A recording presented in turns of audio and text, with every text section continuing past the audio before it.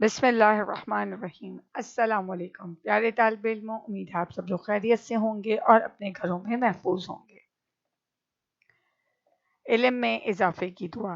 ربی زدنی علما، اے میرے رب میرے علم میں اضافہ فرما، آمین۔ جماعت اول سبق۔ آج کے ہمارے سبق کا عنوان ہے رامین باجی۔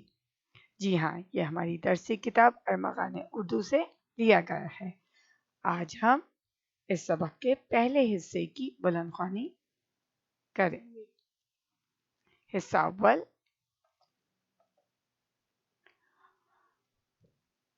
رامین باجی کراچی کے ہسپتال میں نرس ہیں۔ وہ بچوں کے وارڈ میں کام کرنا پسند کرتی ہیں۔ وارڈ کہتے ہیں ہسپتال کے کمرے کو، کیونکہ انہیں چھوٹے چھوٹے معصوم بچے بہت پیارے لگتے ہیں۔ چھوٹے چھوٹے معصوم بچے کسی تکلیف اور بیماری کی وجہ سے ہسپتال میں داخل ہوتے ہیں۔ رامین باجی 8 بجے اپنے وارڈ میں پہنچ جاتی ہیں اور مستعدی سے اپنا کام شروع کر دیتی ہیں۔ مستعدی کا مطلب ہوتا ہے کہ وہ بہت تیار ہو کر آتی ہیں، تیزی سے اپنا کام کرتی ہیں، جلدی جلدی کام کرتی ہیں۔ سب سے پہلے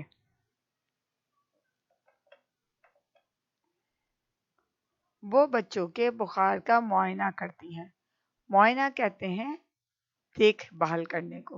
وہ سب سے پہلے بخار چیک کرتی ہیں اور پھر محبت سے ڈاکٹر کی تجویز کردہ دوا ان کو دے دیتی ہیں۔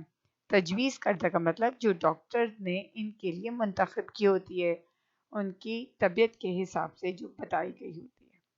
ساتھ ہی ساتھ وہ بچوں سے باتیں بھی کرتی جاتی ہیں، کبھی لطیفے، کبھی پہیلیاں اور کبھی کہانیاں۔ غرض ان کے پاس بچوں سے کرنے کو بہت سی باتیں ہوتی ہیں۔ طالب علموں، آپ نے سب سے پہلے اپنے سبق کی بلند خوانی کرنی ہے اور اس کے بعد آپ نے سرگرمی کو مکمل کرنا ہے۔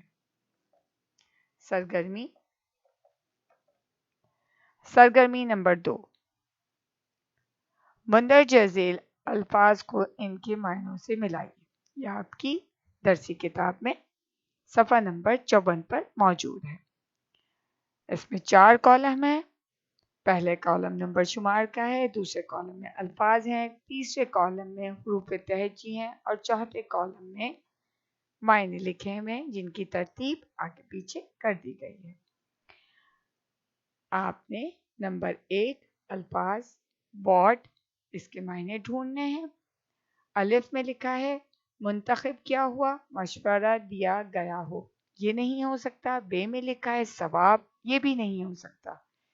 جیم میں لکھا ہے مشکل، یہ بھی نہیں۔ دال میں لکھا ہے چست تیار، یہ بھی نہیں۔ ہے میں لکھا ہے غور سے دیکھنا، یہ بھی نہیں۔ زال میں لکھا ہے ہسپتال کا کمرہ، جی ہاں، وارڈ کا معنی ہوتے ہیں ہسپتال کا کمرہ۔ آپ نے یہاں پر زال لکھ دینا ہے اور اس طرح اس سرگرمی کو حروف تہجی کی مدد سے مکمل کرنا ہے۔ اپنا بہت خیال رکھنا ہے۔ جزاک اللہ خیر۔